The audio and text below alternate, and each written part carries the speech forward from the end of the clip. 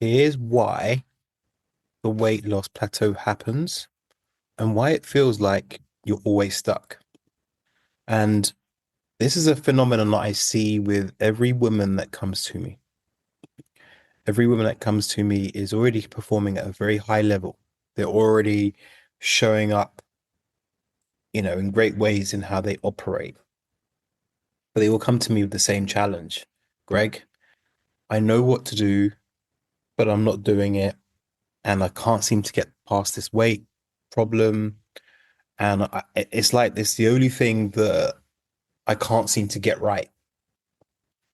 And in my 20 years of doing this work, I know exactly why it happens. So I'm going to talk through the psychology and the physiology today. So first of all, though, I want to just talk about the woman who this podcast episode is for. So this woman is already a leader in her own life in some way, shape, or form. She's already in leadership positions or is seen as a leader by her teams, her fellow colleagues, etc. But she shows up like she does not miss a beat. She doesn't skip a meeting, and she's viewed by everyone around her as being like this powerhouse, this real like workhorse who just gets things done somehow by hook or by crook. She always manages to pull it through, pull it around, right? And she would have risen up the ranks or moved around different jobs to become the leader she is. She's doing pretty well with her salary, expectations, all that stuff. But there's one bit missing. She's not actually feeling like the woman she has in her head. So she knows who she is now, but she knows there's more and there's a gap. And what she doesn't know is how to get across that gap, which is the work that I do. And here's what's actually going on. And this is why weight loss plateaus come into this, because I think this is all going to be very important. You'll see how it all links. So let's talk about the science of it first of all. There is something called metabolic adaptation, right? So you would have experienced this every time you've tried to lose weight. What happens is this. When you start at your particular weight, you have your metabolism needs a certain amount of energy in to equalize the amount of calories going out.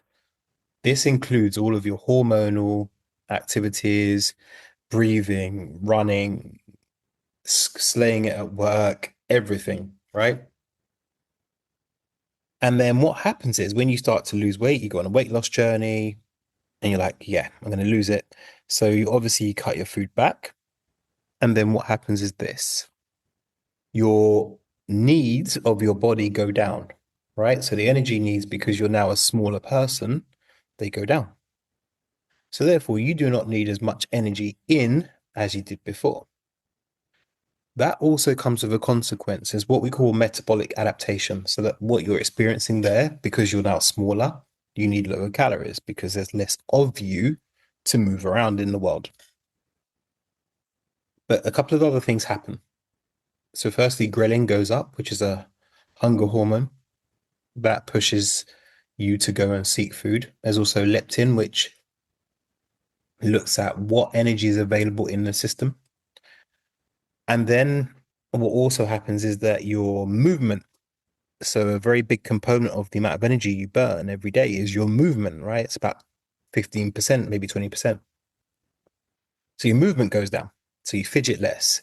You don't want to go for walks, etc. So all of this combines to then kind of keep you stuck. And this is what we call metabolic syndrome, adaptation, sorry, not syndrome, metabolic adaptation, but also known in the world as starvation mode. Very different thought process and all the rest of it, but that's what it is. It's actually what we call metabolic adaptation. Your body is doing exactly what it's supposed to be doing in the conditions you set it. Okay? But this is what's happening to the woman I described earlier. This woman, because she does so much for everybody, she overgives. So she sleeps late, she works late, lunch breaks are something she hasn't done in about 15 years. Um, she's always responsive to everyone else's needs, and that includes family, but it also includes her work. And when that happens, something happens elsewhere. And this is the psychology of it all, because here's the thing. You have been on a conveyor belt in your life, and the conveyor belt starts at home, right? The home you grew up in. Then it moves on to school, right? What happens at school? You get rewarded for being the hardest worker. You get rewarded for doing the best homework.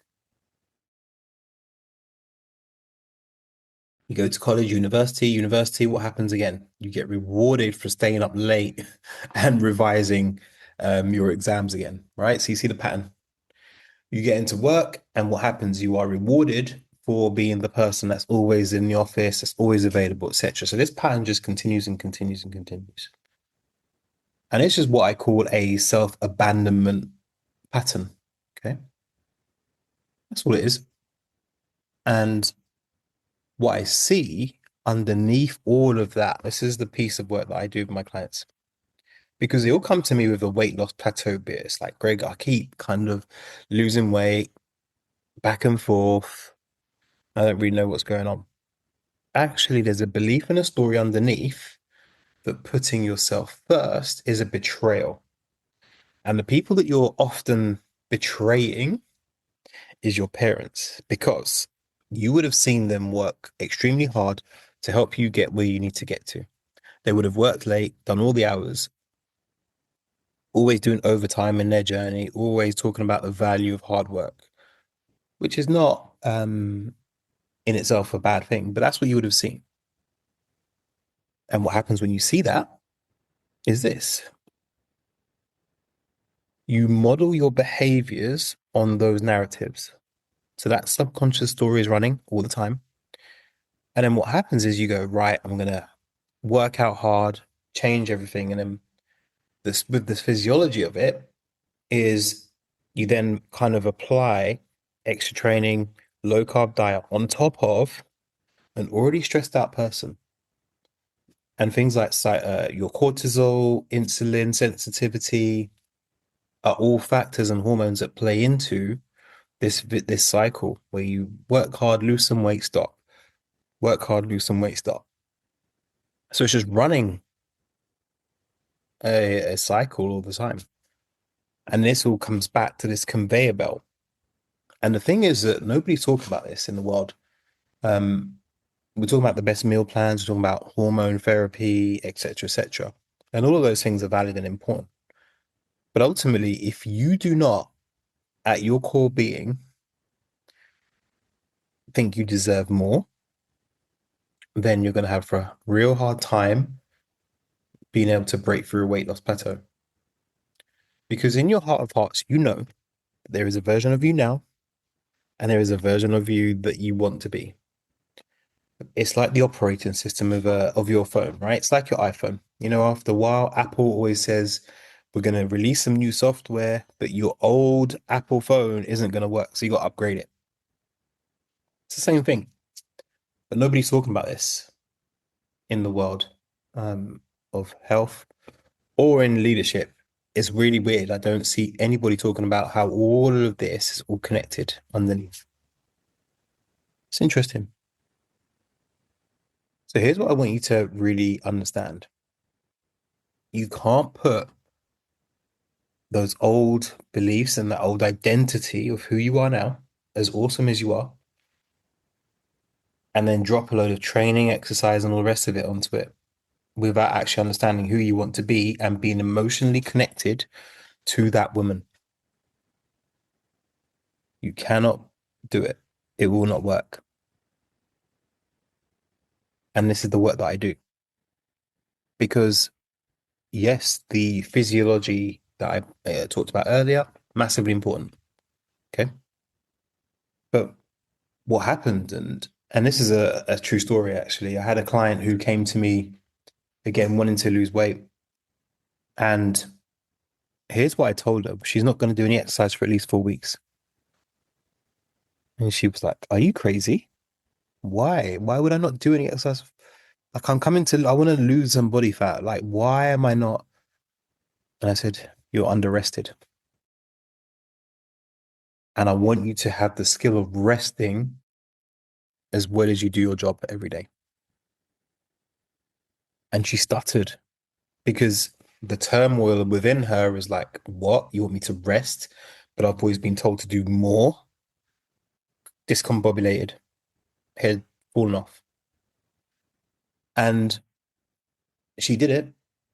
And after the 4 weeks, she already started to lose weight because the issue wasn't the meal plan or whatever. It's because of the relationship with herself and the fact of being of resting is almost like a betrayal on the hard work that's come before her, the hard work that's got her to the level that she's at. And this is the bit that no one sees. No one talks about it at all. So what we do is we throw more meal plans, more exercise, more steps at the issue when actually you're already disciplined. We know that you're disciplined. It's just that the way you're disciplined in your work is actually running a whole other pattern that's affecting your body as well. And I know there'll be a fair few women listening to this podcast and being like, this is me. This sounds very, very, very, very familiar. Is he talking to me? And if it is, then I'll put my link in the bio to have a chat about how we can fix those challenges and we can book a call and have a chat. But I really want you to understand that your plateau is physiology, but it's done through psychology. Because if you don't know who that woman is you want to be, you will always resist no matter what tactics that people put out for you. And I think deep down, you already know this. You're listening to this and going, how does he know this? It's because it's what I do. The women that come to work with me are all exactly the same boat as you. They're high performers who have put everybody first always. And here's an anecdote. When I ask a client who do they want to be, it shocks them because I'm not asking them, oh, do you want to lose weight? How much do you want to weigh? What do you want to look like? I'm asking them who do they want to be? And there's normally a pause or a stutter. And it's like, what on earth are you asking me?